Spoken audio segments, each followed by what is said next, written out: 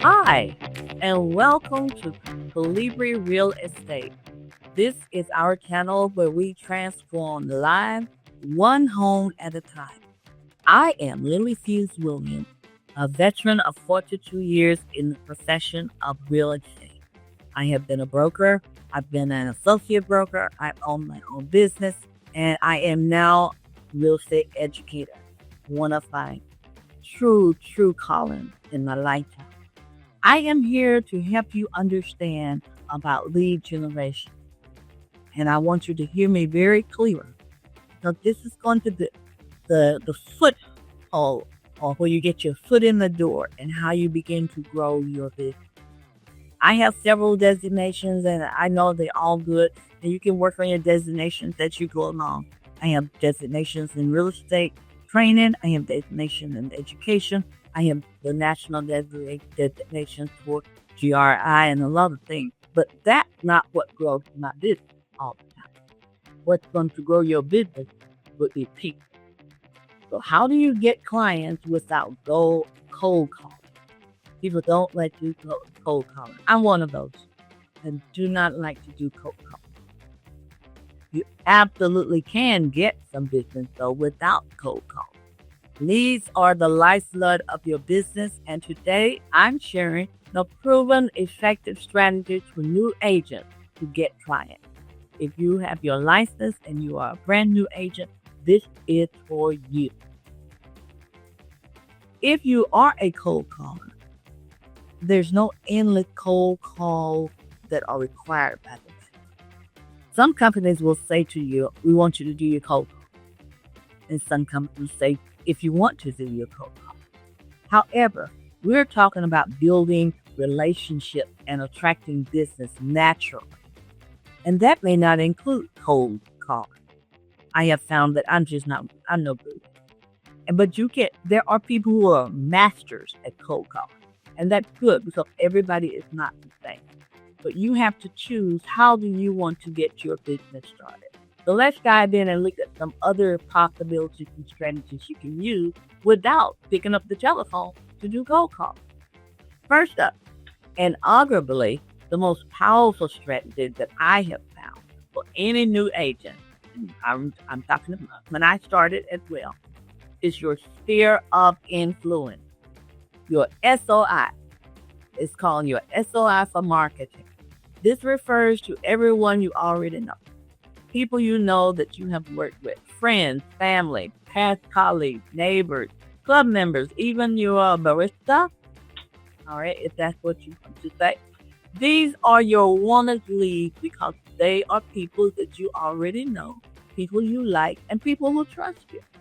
Now, I say that because when you start to use your sphere of influence, my husband used to be my marketing director, and I'm going to tell you this story. And one of the things he told me is, if you go out and shop, or if you go get food, when you hand people your money, you need to hand people your card. So that is a strategy that I started using after I worked my sphere of influence. Every time I met a family member or I met a friend, I made a point of saying, I'm going to give you a call. And then I put them on my list. But I started my list from my head.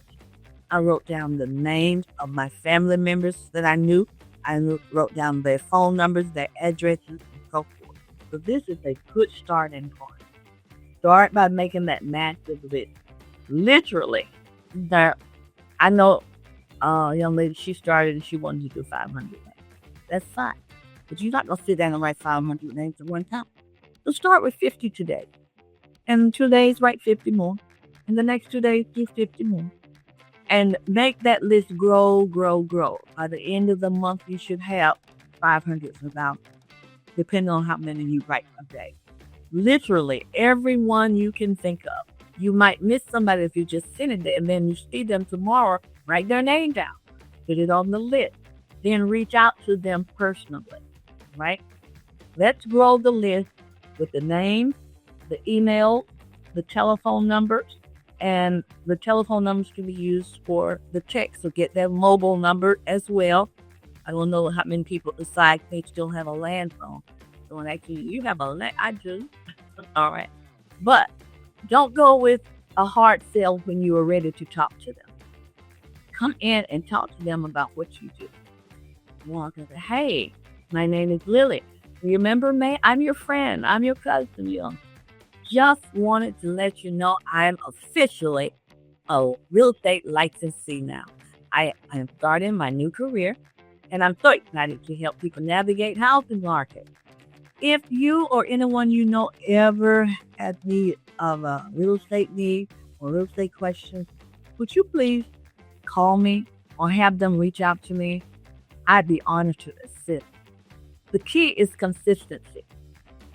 You have to be consistent on a regular basis. If you started the list and you started making your contact, you have to go back and make another follow-up contact. The key is to have value to your list. And this is how you build the value. Share the market update sometime. Talk about home ownership sometime. Then you come back and you say, well, did you get some information from me last week? Or just check in and say, hello, just checking to see how you're doing today. Your sphere of influence will be your biggest source of referral. It will be your biggest source of ability to nurture. The relationships we grow. Authenticity is important. Next, you want to talk about unsung heroes of new agent lead generation is what I'm trying to say. There are other places to get names to add to your list. You can have an open house. If you're an agent, you can start with open house. This is beyond just opening the door. You don't just stand there, open the door, and let people come in. When you have an open house, be prepared. Plan it. It's a strategic lead converting machine. It is. How? Well, let's talk about a couple of things you need to do. Preparation is key. Get there early. Make sure the house is spotless. Lights are on. There's a welcoming atmosphere when somebody walks in. Make sure you have your flyers positioned right where they can get to them. They'll have to look all over to find them. Have a notebook that has all the information about the property. Put your business cards right next to the flyers and have a clear sign-in sheet. Everybody needs a sign-in sheet. You need to know who came in and out of the house. And that's a good protected thing as well. Always ask for the contact information on your sign-in sheet and ask for permission. Do you mind if I contact you after today? I put it on my sign-in sheet at the top, and right where they write their phone number or at the top of the label says, may I contact you later? And if they don't want, if it says yes or no next to that, and if they say yes, I will make the talk. If they say no, it means they don't want me to talk, and I will not. Engage when you're talking to them, when they're walking through the house. Don't just be hostile. Oh, what can I do? Do you want to buy this house? No, what you want to do is talk to them as visitors to visit your home. Greet them warmly. Be open-ended with questions. So what are you looking for today? And how can I help you? What do you plan to find in your next home? What do you like most about the neighborhood? Are you looking in this neighborhood? Or you just dropping in because you saw my sign? Just be calm and talk casually, but don't talk so much. Your goal is to understand their needs and not to push the house too fast. You want to sell the house, but that's not. Your goal is to get them comfortable with you. So the third thing you want to do is make them comfortable, get information, listen to them so that you can have something to talk about when you do your follow-up. This is where the magic happens. When you get to the follow-up, immediately after the open house, make sure you follow through with all those that said, yes, you can call me, with everyone who signed in. Send a personalized email thanking them for coming. Offer them to set up a property search for them if they're still looking. Schedule a quick call to discuss what their plans are, what their real estate goals are. Make leads. Many of these leads are lost in the follow-up, so be diligent. Diligence is very important. In today's world, a strong digital presence is non-negotiable. Trust me, I know this from experience. I'm getting older. So I don't need to do that. I can't stay on that Facebook all day. I can't do. Okay, guess what I'm doing now? I'm on Facebook. I'm out there in social media. I'm getting on Instagram.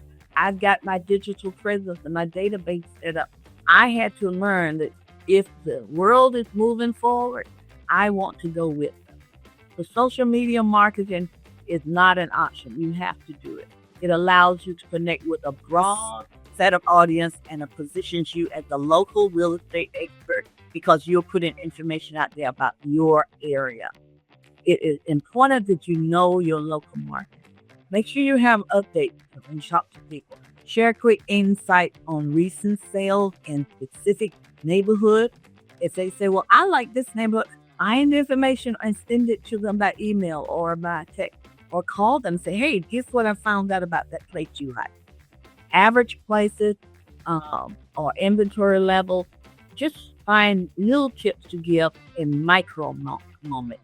That's what I like. Don't try to give all your information in a long, drawn-out conversation. People don't want to talk long much these days. I noticed that. This demonstrates an expertise in your on your side. It demonstrates that you have been researching. It demonstrates that you know your business.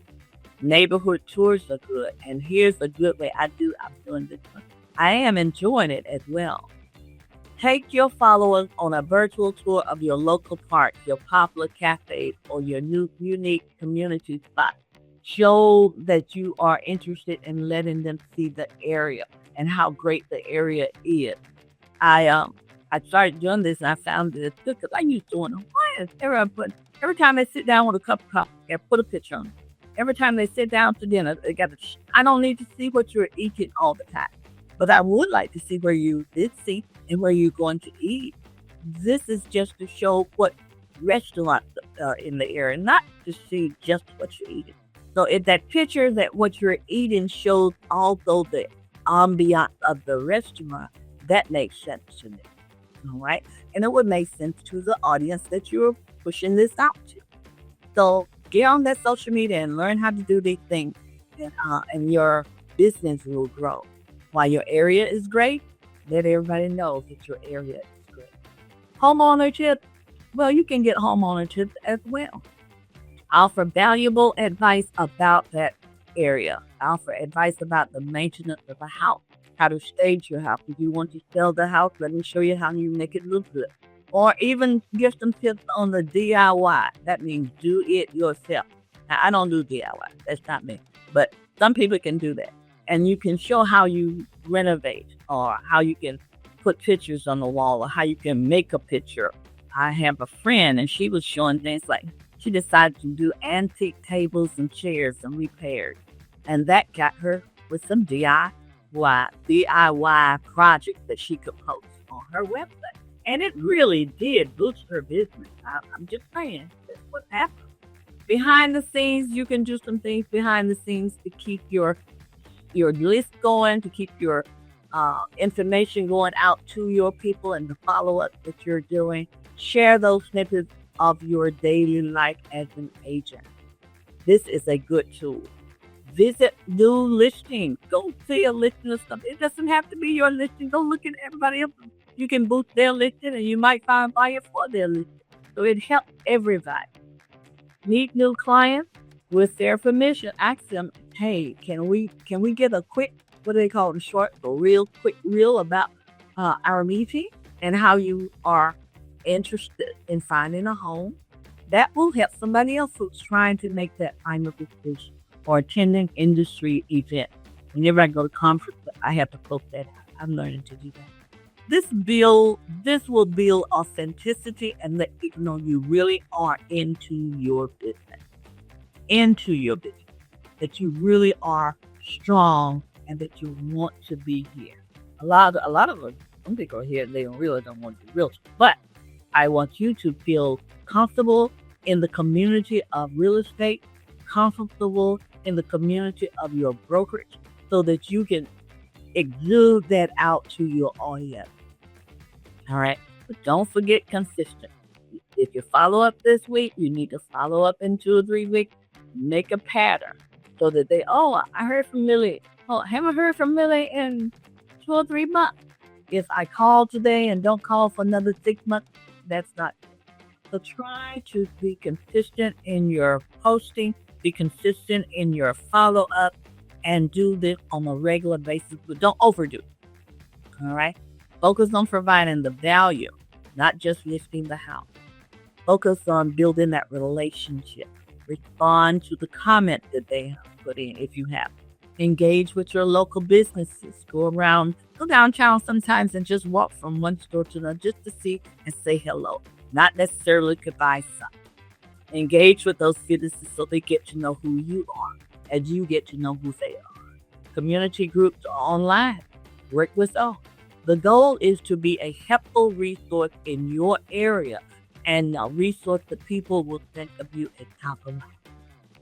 This strategy goes hand in hand with social media, getting to be top of mind and using your SOI.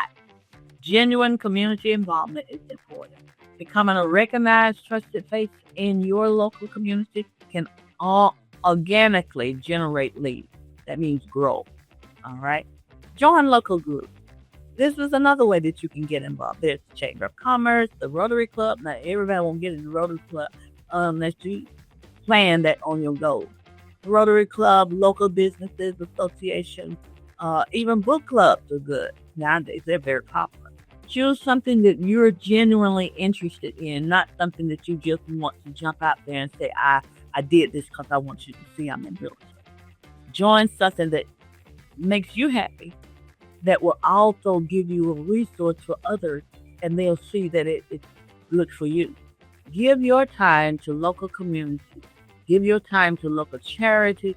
Give your time to the schools. Please don't forget the schools. I'm a school teacher, by the way. So please don't forget to go and check on the schools from time to time. See if you can volunteer. Teachers need our help, y'all. They would be great if you could grade papers. That's great. They'll give you a key. All you have to do is just check. Or they do this electronic check. But whatever you can do to help in the schools, that's a great volunteer effort. And people will get to know you. Community events are good. When they're having something going on the weekend, go to the event. This is a fantastic way to meet people in a non-sales environment. So attend your local event. Go to the farmers market, town hall meetings. Don't forget the town hall meetings. That's very important because then you get to understand what they're doing with the businesses around your area. Festivals are very good functions. School functions are good. Don't forget your PTAs. If y'all have children in school, don't forget to go there. Just be present. Just be approachable. The idea is to build relationships based on shared interests and contributions for everyone, not just let me get the transaction. When people need a real estate agent, they'll think of a helpful person that they know, and that's probably a person that has been out in the community that they've been in contact with without being a real estate investor. Not the random cold caller. All right? I know I get them too. And I try to be polite to them because I know what they're doing, but you don't have that all the time.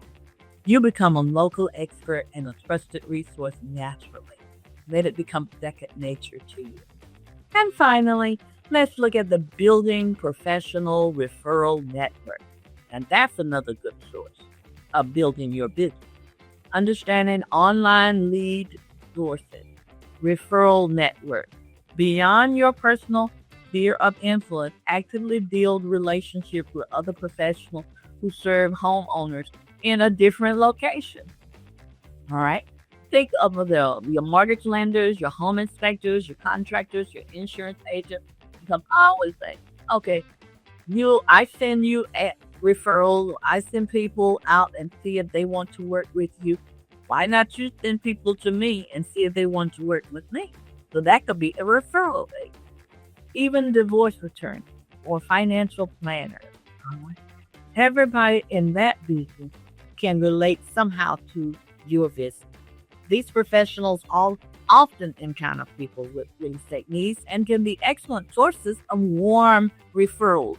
When I say warm referrals, that means the referral that you got, somebody already knew you or you already knew them. All right? And you can refer clients to them as well. It's a mutual beneficial relationship when you want to work your network. There are some other platforms out there, and they are very highly recognized. Um, I think they branded themselves to a point where everybody knows Zillow, everybody knows Realtor.com, and even there are some people who are calling me every day. People on social media, and they can put ads out there and generate leads as well. There are pros and cons to anything. Remember that. And the pros is that you can provide immediate inquiries from people actively looking to buy or sell when you see them on these sites. And these can often come with a cost, which is a cost, a high cost. And some of them are highly competitive. And then the lead might be less warm. In other words, they don't know you, you don't know them, and they may not come back. But they are out there. Okay, so keep it in mind. I would suggest that you hang close to your sphere of influence for your community efforts. Manage your expectations. While these sources can be part of your long-term strategy, for new agents focused on, I don't want to cold call or no cold calling, you need to concentrate on nurturing your inbound inquiries rather than chasing the list, right? So when you get inquiries that come in, use those as well first, then keep your sphere of influence for when you have to do your follow-up. Thanks for watching. I hope these proven lead generation strategies give you the confidence to launch your real estate career as a new agent, and also to build your career as a veteran agent. Continues to use your sphere of influence, and whatever you put out to them, it will come back triple to you. If you're good to them, they'll be good to you. Then you won't have to do any cold calling. Remember, consistency, authenticity, and providing value are your keys to building a thriving business.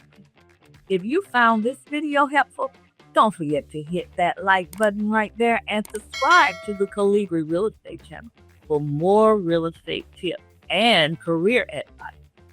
We are always here. We're committed to transforming lives one home at a time. Now, I want to hear from you. So which lead generation strategy will you try first out of those we talked about today? Drop your answer in the comments below, please. Tell me which one you think you want to try and why. And you can also find more resources and information about getting your license if you don't have one on the continuing education on the Colibri website. That Colibri website is shown to you. You can look up the social media. And good luck on your real estate journey. We'll see you in the next